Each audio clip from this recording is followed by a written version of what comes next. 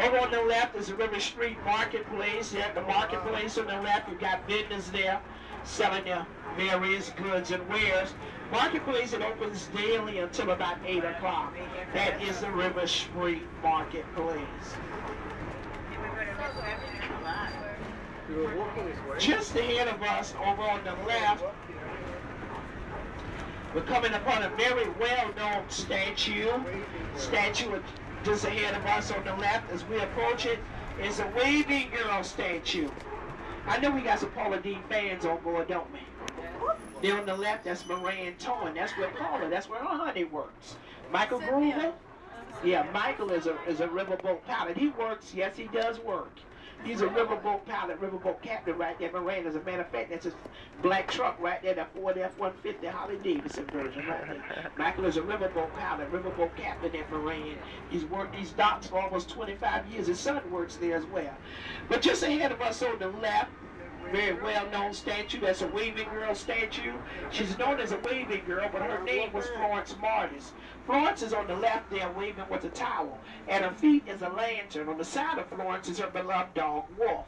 Florence and her brother, they lived down on the east end of the river, just ahead of us on Elba Island. Her brother was a lighthouse keeper, just as their father was. Florence was 19 years old. Sailor came to town, and it was said that Florence fell in love with him. Sailor told Florence he had to leave, but he'd be back. Florence told him she'd wave at every ship until he got back. Florence, being a woman of her word, by day she'd wave at the ships with the towel, by night she'd wave with the lantern. Even when the ships would come in at night sometimes, and if Florence was asleep, they'd honk their horns. Her dog Wolf would wake her up. I want y'all to know Florence waved at the ships for 44 years. Sailor never ever returned. Florence eventually died. It was said she died of a broken heart. We also believe Florence died with very tired arms. Y'all know they don't make women like Florence anymore. Do they, ladies? No, they make them stronger and wiser. But I'm quite sure you guys got you one. There's no doubt in my mind about that. So that means you better hold on to them. But they'll make them like Florence anymore. I'll have to tell him that he's been holding on for 45 years. That's right. All right. Our next stop is stop number 14, which is over in City Market. As I go through this light, I'd like y'all to take a look for me. There on the right, get a view. There to the right, view a beautiful tree line, tree draped Emmett Park. Emmett Park, there on the right, named one of the early Irish settlers. We have a very large Irish Catholic population here in the city of Savannah. There are a few monuments there in Emmett Park that I'd like to point out to y'all. First one being Great Monument on the right, Eagle on the top. That's a Chatham Artillery Monument dedicated to the oldest military organization in Georgia. In the middle is a Vietnam Veterans Memorial dedicated to the Vietnam vets. There on the right is a Celtic cross dedicated to the early Irish settlers. And last but not least, on the right is a Korean War monument dedicated to the Korean War veterans. In just another couple months, they will be erecting a World War II monument. It's being erected down on River Street. It'll be completed in the next couple months. This upper level here on Main Street, where we are now, is also known as Factors Walk, because this is where the cotton factors conducted their business. As I aforementioned, in the day's time, to be known as cotton brokers. We're coming upon the Savannah Cotton Exchange. The Cotton Exchange is now the home of Solomon's Lodge #1, which is a Freemason home. It's a red brick building on the right in the middle, sitting all the way back. That's a cotton exchange. Was there for that cotton exchange for a period of time.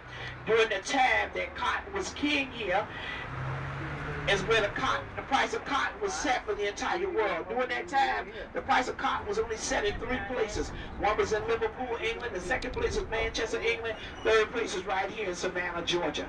That's where the factors made and lost their fortunes. There on the right under that gazebo, there are 2 guns. Those are the Washington guns. When President Washington paid the city a visit in 1791, when he left, he sent back those guns as a gift to the city. Those are the Washington guns. We refer to them as George and Martha.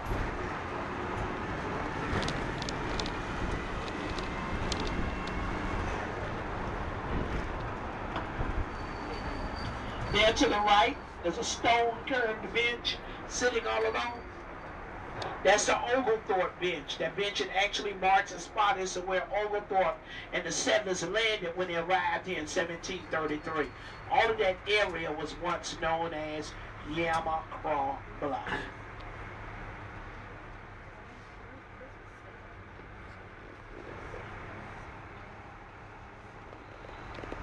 Our next stop is stop 14, which is over on the other side of Franklin Square there in City Market.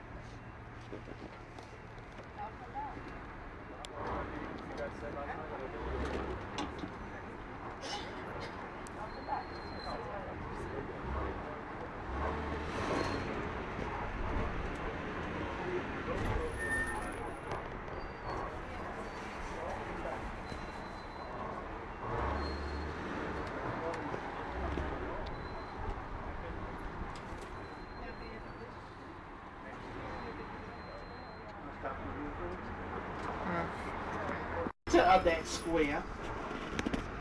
There to the left in the center of that square is a newly erected monument.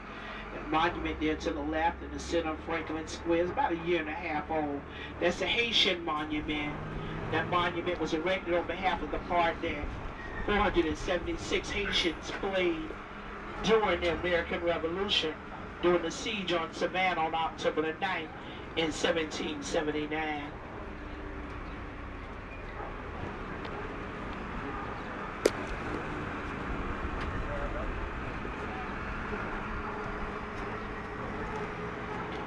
We're here at stop 14.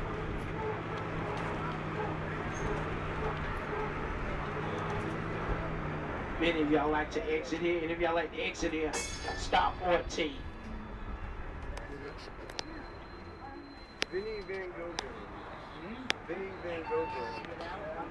All right, well, we'll continue on.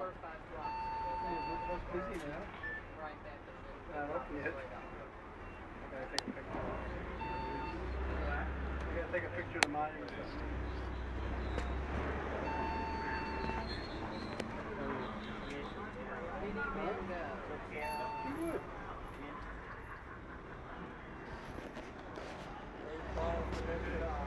You could email it to her, huh?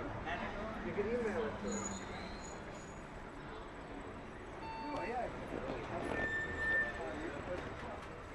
Here on the corner on the right, there's a church. Church there on the corner on the right is